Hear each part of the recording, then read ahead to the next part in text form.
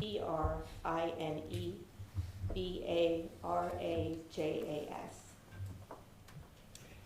I would like to begin by first thanking Your Honor and the court for allowing me an opportunity to speak. Thank you to our prosecution team, the investigators, and our victim advocates. The love and support and respect you have shown our family is truly appreciated and will never be forgotten. As I stated, my name is Catherine, and I'm the mother of Anthony Michael Barajas. I'm the mother of 3 children. Anthony's my only son, my only son. He's my husband's only son. To the offender, we had to sit through a trial and hear about what a happy, kind child you were and how much you were loved by your family and your friends.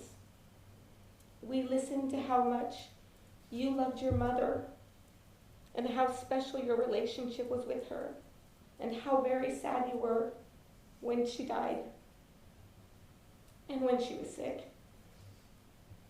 I listened to your family speak about how you helped your mother and how you took care of her.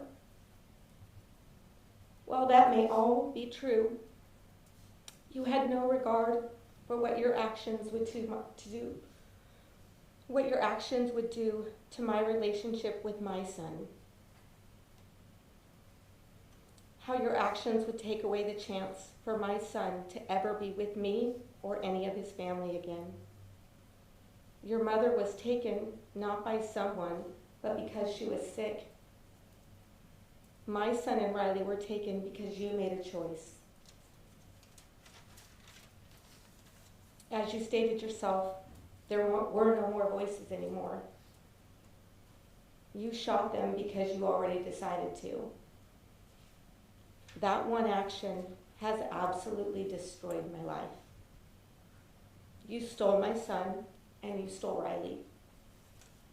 You stole their future and you stole our future.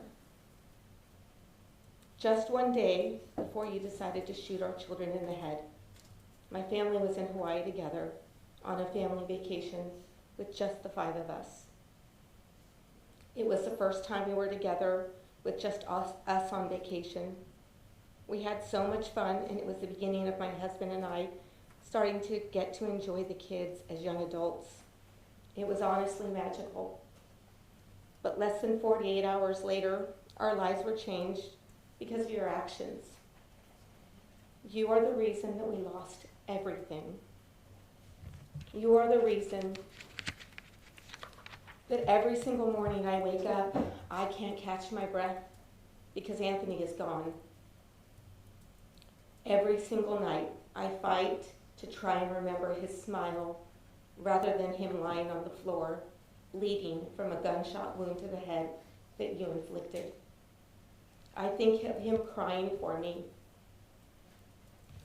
waiting for me to rescue him. I think of him being all alone in an ambulance, dying without his mother. Anthony, Julia, Jade were given to me, and it was my job as their mother to protect them. It was my job to hold them if they were scared or hurt. It was my job to ensure that they were safe. You took that all away from me. You took that away from Anthony. You made all my promises to my children become a lie. You didn't give me a chance to protect Anthony, to hold him, or to comfort him. You shot him and you watched him bleed. You stepped over him like he didn't matter as you bent down to steal from Riley. How could you? How could any human being treat another human being like that? I come from a very large family.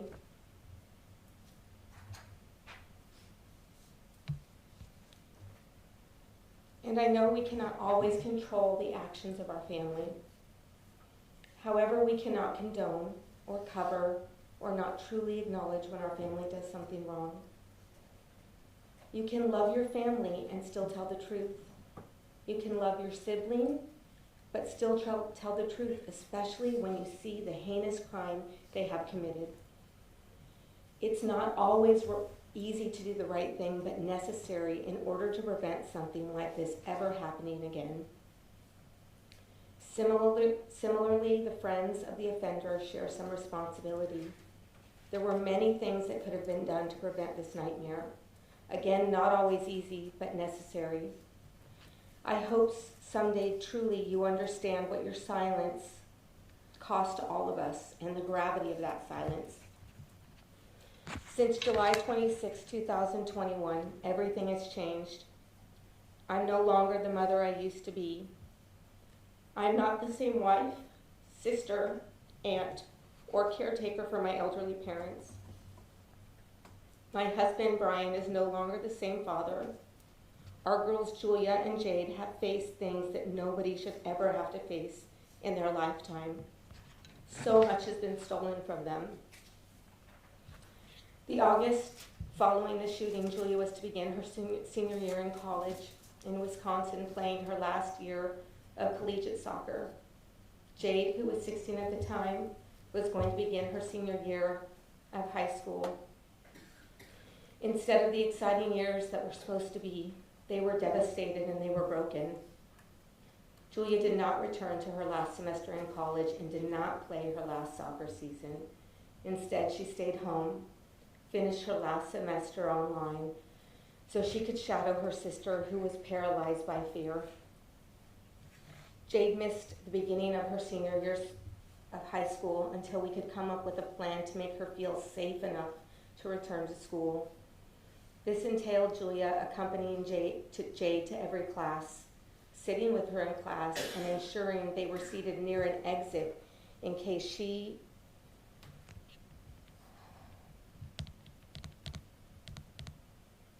felt afraid or had a panic attack. Besides them both deeply missing their brother, they were also dealing with the trauma caused by your actions. We have to continue to be in therapy 2 to 3 times a week, dealing with the trauma and just learning how to survive this devastation. I don't know that there is anything I can truly say to articulate the true sadness that we feel each and every day. I still find myself thinking I will wake up from this awful nightmare. I wonder when Anthony will walk back through our front door. I long to hold him, to hug him, to hold his hand, to have any physical touch with my son. It physically hurts from my head to my feet when I think of never holding him again until I die. This was not the way it was supposed to be, and it didn't have to be.